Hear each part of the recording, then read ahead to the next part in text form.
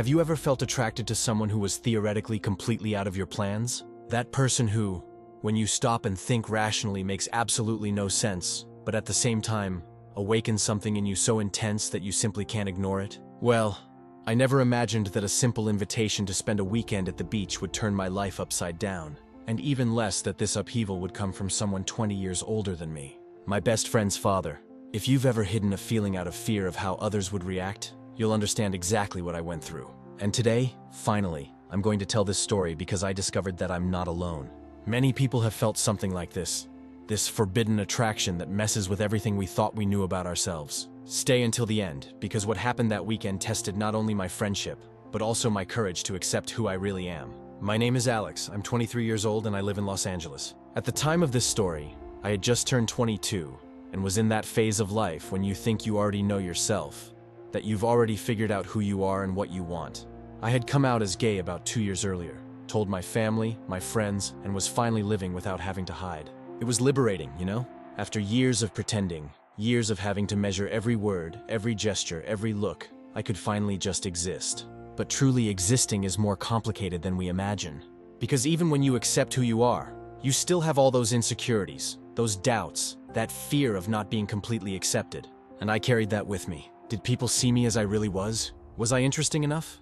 Would someone really want me, not just for one night, but in a deep, genuine way? It was at that moment that my best friend since childhood, Jake, invited me to spend a long weekend at his family's beach house. It was an annual tradition, but this time would be different because it would be my first time going after coming out. Not that this was a problem for Jake or his family. They had always been super cool with me. But I still had that anxiety, that desire to prove that nothing had changed, that I was still the same Alex as always. I accepted immediately. The invitation felt like a welcome escape. I needed that, you know? I needed an escape from the routine, from the city, from all those silent pressures we put on ourselves. Beach, sun, beer, friends, laughter. It seemed perfect. Simple. Innocent. We arrived on Friday night after almost 4 hours of travel. The house was on a more isolated beach, one of those where you need to take a dirt road to get there.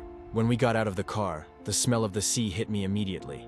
That smell of salt and freedom that only the ocean has. The moon was almost full, illuminating the foam of the waves breaking on the sand. It was beautiful. It was exactly what I needed. Jake's father, David, was on the porch when we arrived. His presence felt both familiar and strangely intriguing. He was about 42 years old, graying hair on the sides, that well-groomed beard that gives an air of maturity, and brown eyes that seemed to see more than what you were saying. He had always been kind to me since I was a child. But that night, when he greeted me with a warm hug and said, "It's so good you came, Alex. It's been a while," I felt something different, something I couldn't name yet. It wasn't attraction, at least not at first. It was more a feeling of safety, of warmth. That first night, we all sat talking on the porch. Jake's mother, Sarah, had made a delicious lasagna, and we ate, drank wine, told stories. David was funny, charismatic, in that way that makes you feel comfortable instantly. He asked questions about my life, about my work, about my plans, and really seemed interested in the answers. It wasn't that automatic adult conversation where they pretend to care. He really cared, and that affected me in a way I didn't expect. When the night ended and I went to sleep in the guest room, I caught myself thinking about him. Not in a romantic way yet, but in a curious way. Who was this man who seemed so comfortable in his own skin? How did he reach this point of security and maturity? I wanted to understand. I wanted to learn.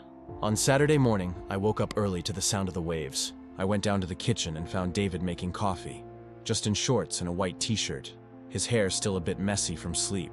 He smiled when he saw me. "Coffee?" he offered, and I accepted. We stayed there, just the two of us, drinking coffee in silence while the sun began to illuminate the horizon through the kitchen window. It was a comfortable silence, one of those you don't need to fill with small talk. And then he asked, "How are you, Alex?" Really? The question caught me by surprise. Not "how are you," that automatic question everyone asks, but "how are you?" with emphasis, with intention, as if he really wanted to know what was happening inside me. I could have given a generic answer. I could have said, "I'm fine, thanks," and changed the subject. But something in that moment, in that kitchen illuminated by the soft morning light, made me want to be honest. "I'm still finding myself, you know?" I replied. "Like I still have to prove something, but I don't even know what." He nodded slowly, as if he understood exactly what I was saying. "It's normal to feel that way," he said, his voice steady and compassionate. "We spend our entire lives molded by others' expectations. And when we finally choose to be truly ourselves, it takes time to grow comfortable with that freedom. Don't rush yourself, Alex. You've already conquered the most challenging part. Those words hit me in a way I didn't expect. It wasn't just what he said, but how he said it, with deep understanding, with empathy, with experience. I felt seen, really seen, and that created something inside me, a kind of admiration I hadn't felt before. We spent the day at the beach. Me, Jake, Sarah, and David. We swam, played beach paddleball, laughed. But my eyes kept returning to him all the time. The way he moved, with confidence and naturalness. The way he interacted with his wife, with genuine affection. The way he included me in conversations, made me feel part of it all. And it was there, on that sunny Saturday, with the warm sand on our feet and the sound of waves in the background, that I began to realize I was feeling something for him. Something that went beyond admiration. Something dangerous. My heart raced when I realized this. This was my best friend's father. He was married. He was more than 20 years older than me. This was wrong. This was a betrayal of the friendship I had with Jake. But at the same time, I couldn't stop looking. I couldn't stop wanting to be near him. That afternoon, Jake and Sarah went upstairs to take a nap, and I stayed on the beach with David. He was reading a book, lying on a beach chair, and I was pretending to read mine. But actually, I could only think about him. "You're quiet today," he suddenly commented, lowering his book and looking at me over his sunglasses. "Just thinking," I replied, trying to sound casual. I didn't want to. Or rather, I wanted to, but I couldn't. How was I going to say I was thinking about him? That I was beginning to feel something I shouldn't feel? It's just life, you know? I said vaguely. Sometimes I think I'll never find someone who really understands me. He was silent for a moment, as if he were choosing the right words. "You'll find them, Alex. And when you do, you'll realize it's worth all the waiting and confusion." He paused, his tone softening. "Sometimes, we discover profound connections in the most unexpected places, with people we never could have imagined. And that's not wrong. That's beautifully human." My heart raced. Was he feeling the same thing? Was this just a generic conversation, or was he trying to tell me something? I didn't have the courage to ask. I just nodded and went back to pretending I was reading my book. But his words kept echoing in my head for the rest of the day. That night, after dinner, we all stayed on the porch again. But this time there was a tension in the air that only I seemed to feel. Every time my eyes met David's, it was as if an electric current passed between us. I didn't know if it was real or if it was in my head. When everyone went to sleep, I stayed awake in my room, staring at the ceiling, trying to understand what was happening to me. Was I betraying my best friend just by feeling this? Was I a horrible person for having this attraction? What if David noticed? What if he was disgusted? What if this ruined everything? But on the other hand, I had never felt so alive. That tension, that forbidden desire, all that confusion, it all made me feel things I had never felt before. It wasn't just physical attraction. It was an emotional connection, a deep admiration, a desire to be close, to be seen, to be understood. I was in love, and that was the scariest and most exciting thing I had ever felt in my life. On Sunday morning, Jake suggested we go kayaking. Me, him, and David. Sarah preferred to stay reading on the porch. We grabbed the kayaks and paddled away from the beach to a calmer part of the bay.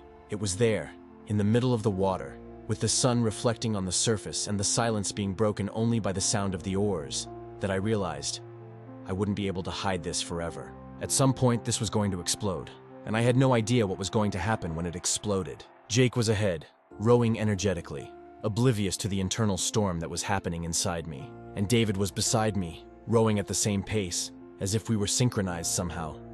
He looked at me, and for a brief moment our gazes met, and there, in that second, I saw something in his eyes, something that told me I wasn't imagining things. He knew, he felt it, and that changed everything. That night, the last night of the weekend, I knew something was going to happen. I could feel it in the tension in the air, in the way David avoided being too close to me, but at the same time couldn't stop looking at me. It was as if we were both dancing around something inevitable. When everyone went to sleep, I stayed on the porch, alone, looking at the dark sea under the starry sky. I couldn't sleep. My heart was racing, my hands were sweating, and my mind wouldn't stop. The moonlight cast a silvery glow across the water, reflecting my inner turmoil. And then I heard footsteps behind me. It was him. David stopped beside me, leaning on the porch railing, looking at the sea just like me. "Can't sleep?"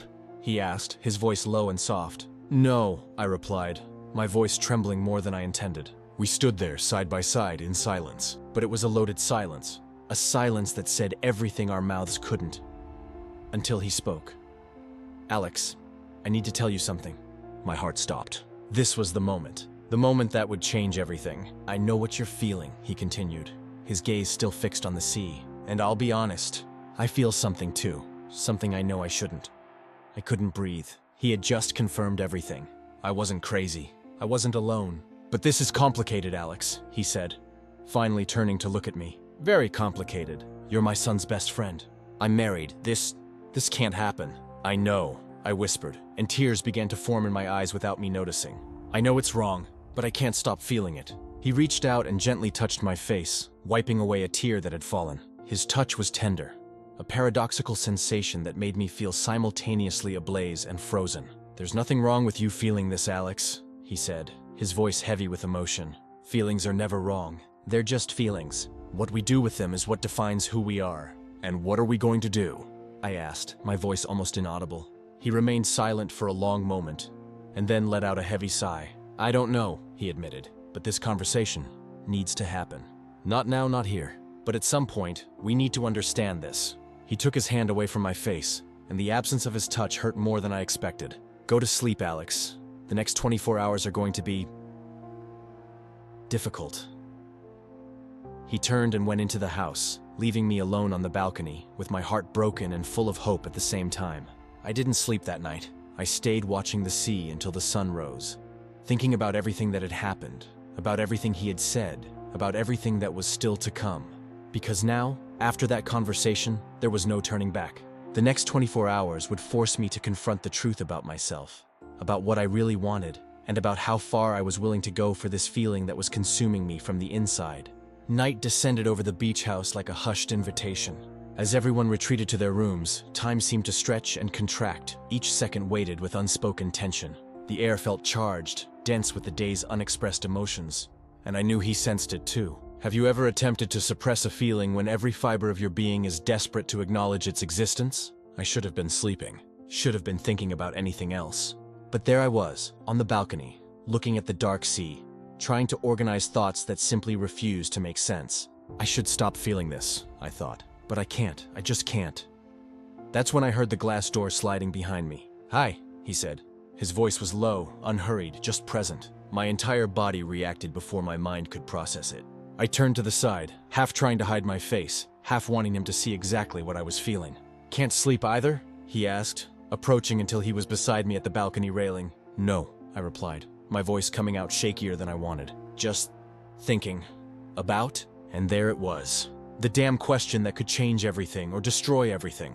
I could lie, could say about nothing, or make up any excuse. But something about that night, that moment, made me choose the truth. At least part of it.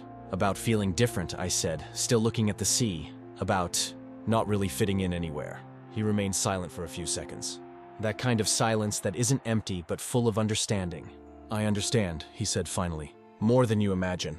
I turned to look at him, and it was a mistake. Because in that moment, with the dim moonlight illuminating half of his face, I saw something that completely disarmed me. I saw someone who truly understood me. It wasn't pity. It wasn't curiosity. It was recognition. "When I was your age," he continued, "I felt that way too. Like the world had rules that everyone knew, except me. Like there was a script I had never received. And how did you deal with it? I learned that being different isn't being wrong." He paused. "It's just being honest about who you really are." Those words hit me in a way I didn't expect. Because coming from him, in that moment, they meant everything. They were the permission I didn't know I was waiting for. And when our eyes truly met, when I saw that he was really seeing me, something inside me broke and rebuilt itself at the same time. That's when it happened.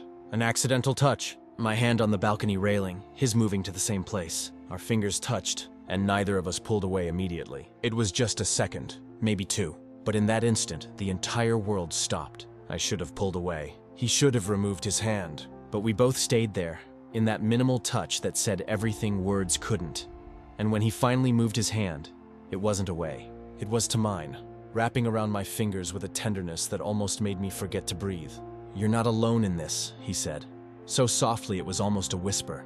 "And I want you to know there's nothing wrong with what you're feeling. Nothing." He wasn't just talking about me feeling different. We both knew that. And in that moment, with his hand in mine, with his eyes saying everything his mouth couldn't, I knew.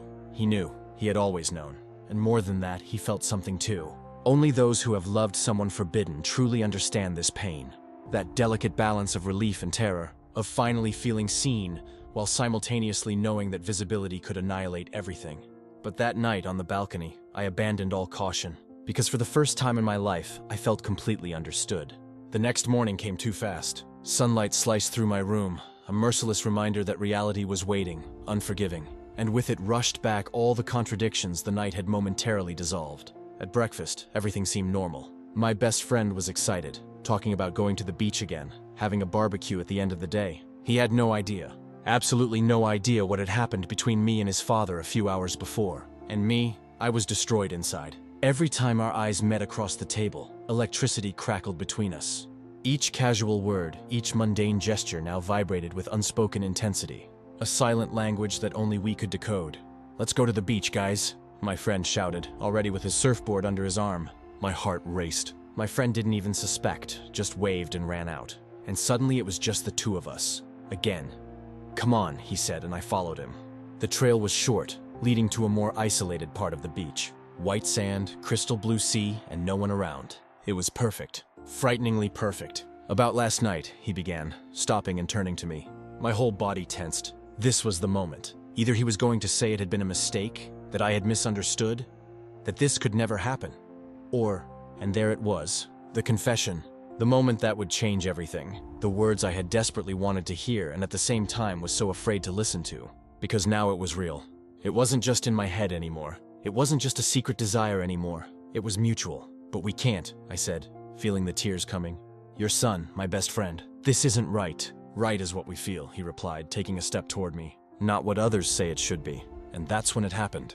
He came even closer, raised his hand, touched my face with a gentleness that contrasted with the intensity of the moment. His eyes asking permission that his mouth didn't need to formulate. And me, I didn't resist. I had no more strength to resist. He leaned in. I closed my eyes, our faces inches apart. I could feel his breath. I could feel the whole world disappearing around us. Just one more second and... "Dad, are you guys there?" My friend's voice exploded into the perfect bubble we had created. We pulled apart so fast we almost tripped in the sand. My heart beating so hard I was sure you could hear it from far away. "I'm here, son," he replied, his voice surprisingly calm. I was just showing him the view. My friend appeared on the trail, smiling, completely oblivious to what had almost happened. "Cool, right?" he said. "Let's go back? Everyone's already there." "Let's go," I managed to say, my voice almost failing. On the way back, I was destroyed. I can't do this to my best friend, I thought repeatedly. I can't. This will destroy our friendship. It will destroy his family. It will destroy everything. But when I looked back, I saw his father walking a few steps behind, and the expression on his face was one of pure agony. The same agony I felt, because we both knew the truth. We both wanted something we couldn't have. And the more we tried to deny it, the stronger it became. The rest of the day was torture. Every casual interaction was a reminder of what had almost happened. Every time my friend talked to his father, I felt guilt swallowing me. And every time our eyes met by accident, I saw the same internal struggle I was fighting. That night, when everyone was gathered in the living room, he announced, "Guys, tomorrow is our last day here. Let's make the most of it." Last day. The words echoed in my head like a sentence. Last day to decide. Last day to act. Last day to have courage or live forever with the what if. Later, when I was alone in my room, I realized something. He had been distant all day. He had avoided being alone with me. He had created a barrier that didn't exist before. And that hurt more than I expected. He's pulling away, I thought. He's giving up. He's choosing the right path. But me? Surrender was impossible. The conventional path held no allure, because for the first time, I had experienced total acceptance, total visibility, total desire. Relinquishing this connection would be tantamount to self-annihilation. Lying in bed, looking at the ceiling, I made a decision. I can't leave here without knowing the truth. Without hearing from him, clearly, what this means. What we mean. Tomorrow would be the last day, and I wasn't gonna let it pass without having that conversation. Without finding out if what I saw in his eyes was real, or if it was just what I wanted to see. Some truths, even when painful, are better than living in perpetual doubt. And this truth? It would demand every ounce of my courage. There I was, gazing at that final night as if it were my world's end. The trip was over. My bags were packed, and still, I hadn't spoken a word. How could I possibly say something like that? How do you look your best friend's father in the eye and confess, "I've fallen in love with you"? How do you surrender a feeling that might shatter everything? But I knew that if I didn't say anything, I would spend the rest of my life wondering, What if? And I couldn't live with that. Jake had gone out with friends. Last night in the city, he wanted to make the most of it. And David stayed home, said he was tired, but I saw it in his eyes. He was also struggling with something. I descended to the living room, my heart thundering so loudly I was certain he could hear its rhythm from across the room. He stood on the balcony, gazing at the cityscape. The same balcony where we'd shared countless conversations, where he'd listened, truly listened, where he'd understood me in a way no one else ever had. I stopped at the door, took a deep breath, and spoke. David. He turned, and when his eyes met mine, I knew he also knew, that he also felt it, that we were living through the same anguish. I need to tell you something before I leave. He didn't say anything, just looked at me, waiting. I know this is wrong. I know I shouldn't feel what I'm feeling. You're my best friend's father. You have an entire life established. I'm 22, and you're 45, but I can't leave without unburdening my heart. His voice came out low, almost a whisper. Tell me what? And I spoke. For the first time in my life, I said what I really felt without fear of judgment. That I've fallen in love with you. In these past 15 days, I've learned that age becomes irrelevant when you find someone who truly sees you. I continued, my voice trembling. I know we can't be together. That this will devastate Jake. That society will judge us harshly. But I can't hide this truth any longer. Not from you. Not from myself. The silence that followed was deafening. He kept looking at me, and I saw tears forming in his eyes. You think I don't know all this? His voice trembled. You think I haven't also spent the last few days trying to understand what's happening to me? I'm an adult. I should know how to control myself. But when I look at you, I see someone who reignites my spirit. Someone who comprehends my solitude without requiring explanation. Someone who sees through the walls I've constructed, beyond the veneer of everything is fine. And that terrifies me, because of your youth. Because you're my son's friend. Because this entire situation is utterly absurd. I took a step toward him. Then let's be crazy together. He laughed. A sad laugh, but genuine. You don't know what you're getting into. I know exactly. And I'm not saying you feel this too. But if you do, I just want you to know there's nothing wrong with it. That I understand. And that I won't judge you. He closed his eyes, took a deep breath. And when he opened them again, there was a decision there. Come here. I moved closer, heart racing. And he held my face with both hands, in the most delicate way I had ever felt in my life. May I kiss you? I couldn't even speak, just nodded, and he kissed me. It was the truest kiss of my life. Unhurried, without guilt in that moment, just us. Two people who had found each other at the wrong time, in the wrong place, but with the right feeling. When we pulled apart, I was crying. He was too. And now? I asked. Now we must return to reality, he murmured, gently brushing away my tears. Because this must not happen again. Yet I was already losing something far more profound. I was losing my one chance at genuine happiness. He embraced me, holding me tightly, as if he could shield me from the world, from ourselves, from the complicated emotions threatening to consume us. Let's approach this rationally, he whispered. You'll return to your city. We'll have time to process this. And if, after some reflection, you still feel the same. He paused. We'll talk. I knew his reasoning was sound, but the knowledge cut deep. We had found each other only to be forced apart. But life has a funny way of putting everything in perspective. Because at that moment, we heard the key turning in the door. Jake had come back early. Jake walked into the living room. Saw us, saw my face with swollen eyes. Saw the way his father was looking at me. What's going on here? The silence was heavy. And then David did the bravest thing I've ever seen anyone do. He looked at his son and told the truth. Jake, sit down. We need to talk. What came next was the most difficult conversation of my life. David explained everything, calmly, maturely, taking full responsibility. He made it clear that I hadn't done anything wrong, that he, as an adult, had the obligation to have maintained boundaries, that it wasn't my fault. Jake looked at me as if he didn't know me. You fell in love with my father? I didn't want to. My voice came out broken. I swear I didn't want to, but it happened, and I couldn't keep it to myself. I never wanted to hurt you, Jake. You're my best friend. His voice came out cold. Because I don't know if we can still be friends after this. And he left. The following days were a blur. I went back to my city. Jake wouldn't answer my calls. David sent me messages telling me to be patient, that he would talk to his son, that everything would work out. But I wasn't sure about that. 6 months passed. 6 months of silence, of pain, of wondering if I had done the right thing, until one day my phone rang. It was Jake. Hi. His voice was different, calmer. Hi. I could barely speak. I needed time to understand, to accept, and I'm still not sure if I fully accept it, but I talked a lot with my dad and with my therapist, and I realized something. He took a deep breath. I had never seen my dad happy. Not really. Not since my mom left. And when you were here, he smiled again. He became a person again. And I got angry because I wanted him to be just my dad. But he's also a person who deserves to be happy. I was crying. I don't know if we'll go back to what we were. It'll take time, but if you truly love him, if it's not just a passing infatuation, then I won't stand in your way. Jake, just promise me one thing. Don't hurt him, because if you hurt him, then I'll never forgive you.